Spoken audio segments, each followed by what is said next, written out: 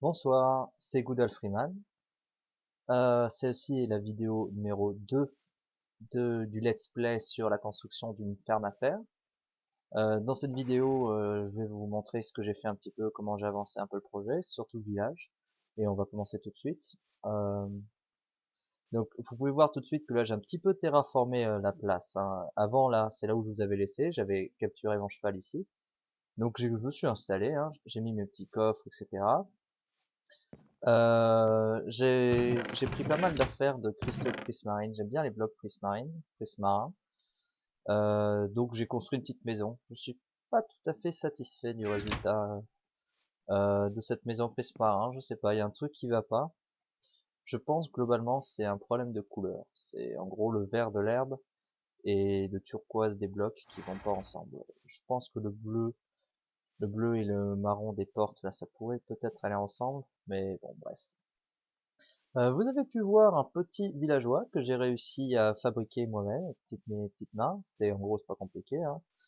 Il y a des tutos sur le net qui traînent. Il faut prendre un zombie, mais un zombie qui a une tête bizarre, lui balancer, est-ce que j'en ai forcément une ici. Lui balancer une potion de weakness et ensuite lui donner une golden apple, la première version de la golden apple, celle qui coûte le moins cher en or. Mais ça coûte déjà quand même pas mal, hein. Ensuite, faut attendre 5 minutes en faisant gaffe qu'il se fasse pas cramer au soleil. Donc pour ça, j'avais fait un petit dispositif que je vais vous montrer. Jack, c'est tout con. Ah, attendez. Un peu de poudre, c'est gratuit. Voilà, donc j'attirais le monstre ici. La porte s'ouvre, mais ne s'ouvre que dans un sens. La porte, pareil, ici ne peut s'ouvrir que de l'autre côté. L'échelle, les monstres ne peuvent pas sauter, ou en tout cas pas spontanément. Et donc du coup, le voilà enfermé. Et donc, sachant que ça dure 5 minutes, il faut quand même que cette zone soit couverte, parce que si jamais le jour vient pendant que ces 5 minutes-là, votre zombie villageois, futur villageois, pourrait cramer. Et là, ça serait ballot. Bref, une fois que c'est fini, bah vous lui ouvrez la porte, hop, et il peut rejoindre ce petit havre de paix aux villageois, que je vais essayer d'embellir. Là, pour l'instant, la maison, il n'y a pas grand-chose. Ça manque de meubles, hein. Je pense qu'il serait d'accord avec moi, hein. Tu es d'accord avec moi? Voilà. Alors, toujours ces bruits magnifiques derrière ces villageois. Merci à l'assistant bruitage de Minecraft d'avoir fait ça, c'est très marrant. Donc, je l'ai pas encore fait faire d'action, parce que le but, hein, je rappelle, c'est d'avoir un maximum de villageois, en tout une soixantaine. Pour les faire se reproduire, je vous avais linké une vidéo au premier épisode. Si vous regardez, vous découvrirez qu'en fait, il faut faire des échanges avec eux. Dès que vous faites un premier échange, il aura envie de se reproduire. Là, j'ai rien fait, étant donné qu'il est tout seul. Et donc, je pense même que quand il est tout seul, il reconnaît pas qu'il soit dans un village, mais il a quand même reconnu que ça, c'était une surface dans laquelle il pouvait s'abriter de la pluie. Donc, je ne sais pas. Je sais pas encore. Dans tous les cas, ça marchera pas tout seul, hein. C'est comme dans la vraie vie, là, pour le coup. Il faut dire que Minecraft est réaliste. Donc, j'ai fait déjà cette structure-là. En attendant, là, j'ai mis un peu de trucs qui attendent, voilà. Par rapport à ta, donc là, c'est ici vraiment qu'il y aura la ferme à faire, hein. Pour l'instant, donc j'y ai pas touché, j'ai même pas de nuit torche.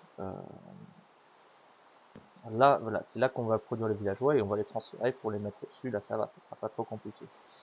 Et donc, pour tout ça, il a aussi fallu construire une mine optimisée. Donc, je suis un connard. Bordel de merde. C'est la catastrophe. Alors celle-là, c'est pas mal. C'est le coffre, ouais. Je pense que je me suis pété la gueule à cause du coffre. Bon, c'est pas grave. Il n'y avait pas de lave en bas. Bon, bah quelle bonne façon pour montrer que ce truc peut être quand même un petit peu dangereux. J'aime bien les pluies lumineuses. Bon, sauf quand il pleut, là, c'est pas grave. Mais que les pluies lumineuses, c'est bien, mais des fois, ça peut faire chier. Hop. Alors, et du coup, tout le reste est tombé en bas, j'imagine. Ouais, c'est chiant, ça, c'est les échelles. Hop, parce qu'il faut que tout revienne à sa place. Ah, je suis désolé, hein, là, pour le coup, c'était pas prévu. Je vais pas recommencer la vidéo, mais bon, ça fait chier. Hop, voilà, on récupère tout. Tout doit être à sa place. Alors, je sais pas si vous faites comme moi, hein, mais moi j'aime bien avoir chaque objet exactement dans le bon slot. Hop, les torches en 4e position. Ah, toujours un peu de d'eau disponible. Voilà, là c'est bon. Donc, je disais, nous voilà tout en bas, proche de la couche 0. Là voilà, on est à la couche 6. Et donc j'ai mis la dernière à la couche 5, là j'ai mis du fer et un peu d'or pour pouvoir alimenter ce relais. Donc ça c'était... Et donc j'ai pu alimenter ce relais et avoir le magnifique effet Haste 2. Donc Haste 2, ça permet de creuser très très rapidement. Et si votre pioche a déjà Efficiency 5, eh bien là le minage, mais ça devient du gâteau, c'est vraiment ça devient très très agréable. Donc je suis profité de cette vidéo pour vous montrer ma technique de minage optimisé. En tout cas, je ne prétends pas que ça soit la meilleure ni quoi que ce soit, mais je considère que franchement, en utilisant le relais plus cette technique-là, je trouve que ça avance bien. Donc c'est tout con, c'est que déjà on va creuser que dans le rayon, dans le périmètre du relais. C'est que cet effet-là, il dure 8 secondes et il est renouvelé toutes les 3 secondes dans un périmètre de 50 mètres, sachant que c'est pas un rayon, c'est un périmètre carré. Faut tracer un carré autour de ce beacon, sachant que on va dire le côté d'un de ces carrés, la longueur du côté de ces carrés, c'est 100 mètres. Et donc en partant de là jusqu'à 50 mètres par là, on aura cet effet-là. Du coup, la technique, est-ce que j'ai un tunnel qui est commencé ou pas? Je sais que j'en ai commencé à la couche 14, mais là, je vais vous montrer. La technique, c'est de partir. Euh, attendez, je veux que mes tunnels s'emboîtent bien, donc faut pas qu'ils soient dans le mauvais sens. Voilà, là j'ai pris un tunnel. Là, donc ce tunnel va jusqu'à 50 blocs. Donc, hop, check. Voilà. La technique, c'est de faire un tunnel comme ça.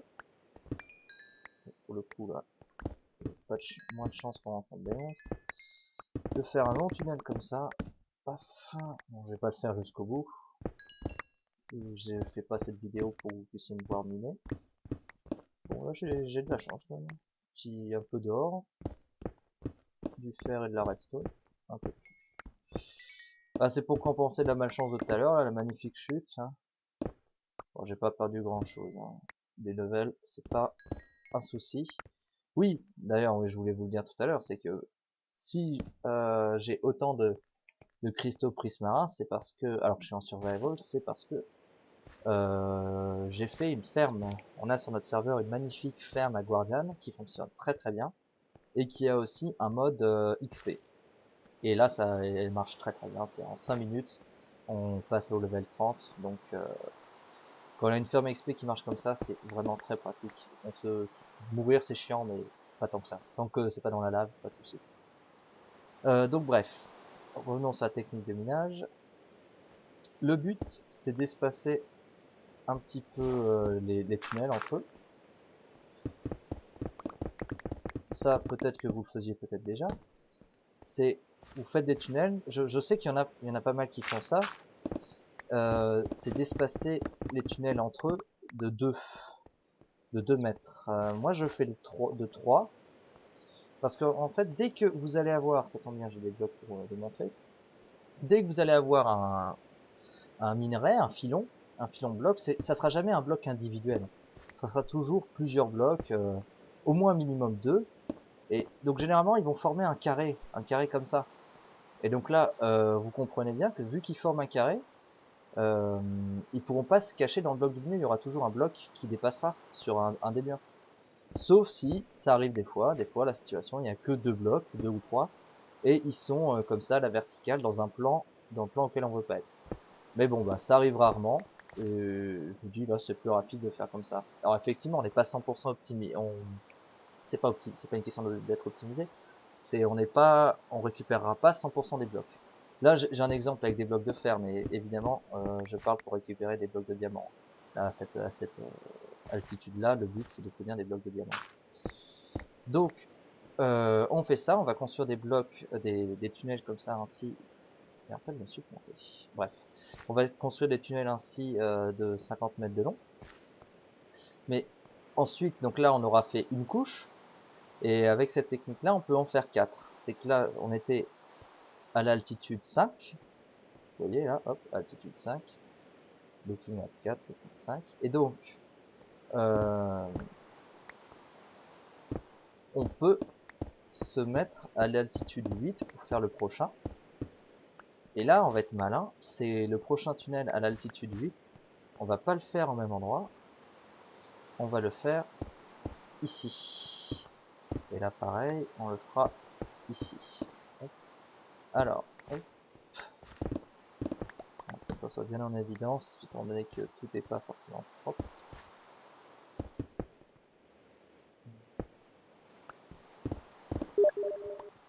Check. Ah, pardon, j'aurais dû couper Steam. Enfin, je dis ça, mais peut-être que vous n'entendrez pas. Je sais pas si Fraps enregistre ce genre de bruit. Alors, donc voilà. Là, avec cette configuration-là, c'est pareil. Donc là, ces deux tunnels-là, alors sur leur couche, sont espacés de 3 mètres.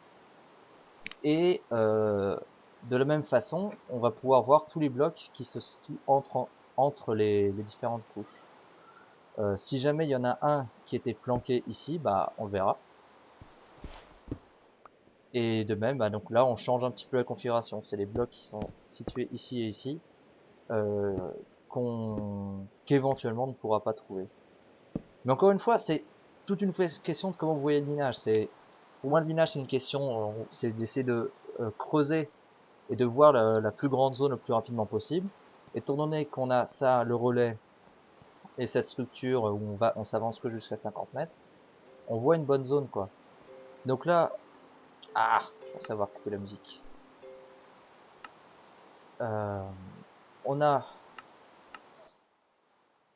la couche 1, la couche 2 et pareil la couche 3 et la couche 4. Sachant que là, ça serait une répétition. La couche 3, ça sera l'équivalent, couche 3 qui sera ici, ça sera l'équivalent de la couche 1. Et de même, la couche 4, ça sera l'équivalent de la couche 2. Donc on aura une répétition, sachant que donc là, ce bloc-là, on a l'altitude 8. La couche 3, on sera à l'altitude 11. Et la couche 4, on sera à l'altitude 14. C'est donc un espace de 3 mètres à chaque fois. Et donc l'idéal, la meilleure couche, c'est la couche 11. Quoi. La couche 11, on est tranquille parce que c'est une altitude qui se trouve 1 mètre au-dessus des lacs de lave. Ce qui veut dire que vous ne pourrez jamais, ou alors si vraiment ça n'avez pas de bol, tomber directement dans de la lave. Tandis que par exemple avec la couche 8, vous pouvez très bien avancer, creuser et d'un coup, paf, tomber avec de la lave au plafond. Donc ça, c'est un peu chiant.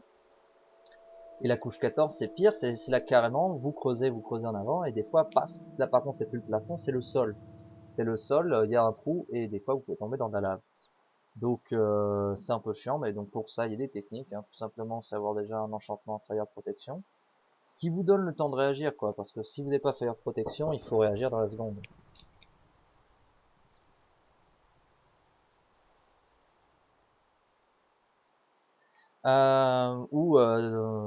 Donc soit réagir dans la seconde, soit sinon vous avez un seau d'eau et une potion de résistance au feu.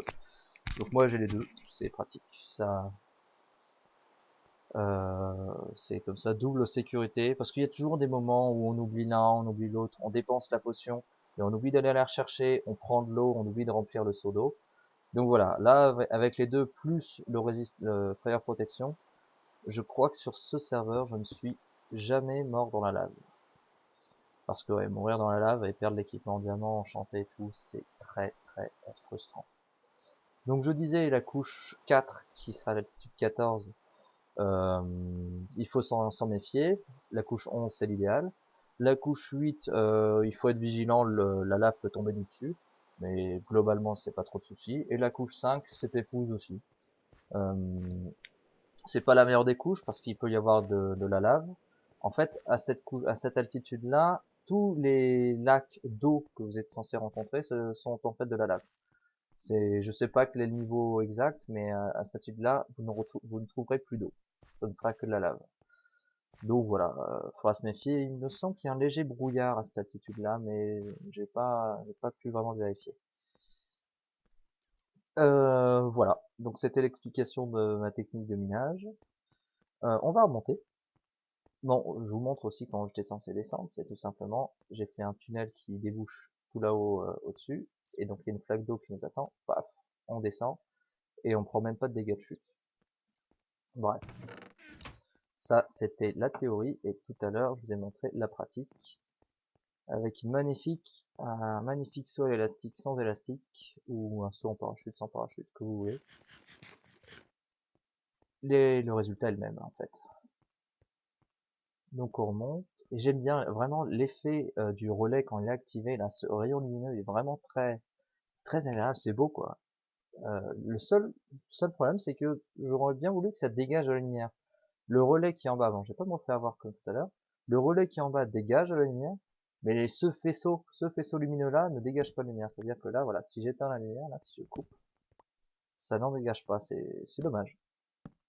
Mais bon, hein, ça c'est des détails, hein, je pinaille. Bref. Qu'est-ce que c'est que ce bordel? Alors là, on a eu de la chance. Ça se trouve, ça fait... Oh merde, ouais, ça fait... Ça va faire 5 minutes que Jackie, là, il doit être poursuivi par les zombies. Donc clairement, j'ai pas fait du travail sérieux. Qu'est-ce que c'est que ce bordel? Ah, c'est vraiment pas sérieux, là. D'habitude, je fais beaucoup plus gaffe à ce genre de détails. Clairement, la zone n'était pas assez bien lightée, pas assez bien torchée, et donc, ça pop de partout. Ou alors c'est un zombie siège, mais je pense pas. Je crois que les zombies sièges, il faut un minimum de villageois pour qu'ils puissent popper. Ils ont pas pu arriver du toit. Ça, on peut faire en sorte que sur le toit c'était bon. Non, je pense ils ont popé dans l'herbe. Ils ont dû popper dans l'herbe, c'est con. Là. Alors, je vous explique rapidement la structure, hein. Encore une fois, j'ai mis la vidéo explicative dans la première épisode. Je la remettrai dans la description là. C'est tout con, c'est pour avoir un village, il faut faire plein de portes. Plein de portes qui doivent déboucher sur de l'air. Sachant qu'il y a une distance et ça peut déboucher sur de l'air 5 blocs après avoir eu 5 blocs de solide. Non, en tout, la limite, c'est 5 blocs, justement. Donc là, cette porte-là, elle débouche, ça fait, si on regarde, ça fait 1, 2, 3, 4. Voilà. Et là, sur le 5e bloc, c'est de l'air. Donc, cette porte-là est considérée comme valide. C'est considéré comme une porte de village. Et chaque fois que vous avez 3 portes de village, Minecraft comprend qu'il peut faire apparaître un villageois. Bon, c'est bien sympathique tout ça. On va essayer de capturer un zombie, là je vois qu'il fait nuit. Donc c'est le moment idéal. Et il faut récupérer les potions. Hop, check, check. Évidemment, je suis full, comme pas possible. Bam, bam. C'est pas le moment. Alors, ne faites pas ça chez vous les enfants, hein. Ne changez pas d'arme en plein milieu devant un creeper. C'est jamais recommandé. Alors, on a des champions là. Clairement, on a des gagnants. Tu peux montrer ta goutte, toi? Non, dommage. C'est pas possible ça. Je pensais pas que ça réagirait comme ça. Bon, bref. Oui, donc je disais ne changez pas d'arme devant un creeper. Moi je suis tout équipé, hein, mais on sait jamais. Moi les creepers ils ont besoin que de 2 coups d'épée, ce qui est quand même assez pratique. Putain, mais c'est pas possible, ils font que dropper des items rares pour me bouffer mes slots. Allez, hop. C'est comme si c'était le moment de faire du tri d'objets. Y a rien de plus chiant en plus, faire des tri d'objets comme ça là. Hop, hop. Hop. Un froid comme ça là. Hop. Allez. Je pense que c'est là. Mais ça, c'est l'effet de l'épée looting, hein, voilà. Sharpness, looting 3, breaking. Looting 3, c'est cool, quoi. Tous les trucs animaliers qu'il faut. Et merde, ça, il va se lever. Dès que vous avez besoin d'un truc animal, bah, vous regardez dans vos réserves, généralement, il y a ce qu'il faut, quoi. Parce que looting 3, ça pop pas mal. Par exemple, les os, putain, j'ai plus de soucis. Quand le bug marchait encore, quand on pouvait creuser dans la bedrock avec un bug de croissance d'arbre, bah là, il fallait un max d'os, justement. Et là, bah, l'épée looting 3 était très utile, quoi. Bon, bah c'est pas de bol, le jour se lève et il y aurait eu pas mal de zombies, hein. Une bonne flopée, mais pas de zombies villageois. C'est pas grave, j'aurais bien voulu vous montrer en vidéo comment en trouver un, ça aurait été un peu plus spontané. Mais j'en ai une, je rajouterai ça au montage là, pendant que je parle là. Comment la vidéo où j'ai capturé le premier villageois. Bah voilà. J'espère que cette petite avancée vous a plu. Je sais pas si l'épisode va se continuer ou pas. Je pense pas. Non, là, je sais pas à combien de temps je suis. Je regarde. Ouais, ça fait déjà 20 minutes que je vous tiens. Euh, faudrait pas que ça s'éternise. Donc voilà, c'était une petite mise à jour pour vous montrer comment ça se faisait. 1, 2, 3, 4. Et aussi, pourquoi est-ce que j'utilise ce bois-là? Parce que c'est formidable. Les Dark Oak sapling, Dark Oak, je sais pas comment traduire en français en fait. Ces arbres-là produisent une quantité de bois phénoménale.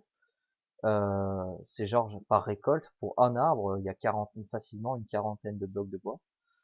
Alors que pour un arbre individuel, un oak tree normal, bah là il y en aura quoi, 4-5, ce qui est assez la loose quoi quand on compare les chiffres. Donc quand on a une bonne hache pardon, et l'effet du beacon à côté, bah c'est génial quoi. C'est la récolte se fait super rapidement. Et en plus ces trucs là ça se plante assez facilement. C'est vous récupérez l'arbre et généralement il y a entre allez 4 ou 7 pouces qui apparaissent à chaque fois. De temps en temps vous n'avez pas de bol, il y a que 2 ou 3 pouces euh, lorsque les feuilles tombent. Mais bon, c'est statistiquement il y en aura toujours plus. Donc si vous avez un peu de réserve au départ, ça devrait toujours bien se finir. Voilà, j'espère que cette vidéo vous a plu. Normalement, le son est un petit peu mieux. Cette fois-ci, c'était une vidéo fait en une seule fois, d'un coup, donc pas de montage, sauf peut-être des photos et vidéos que j'aurais introduites. Bien, à la prochaine.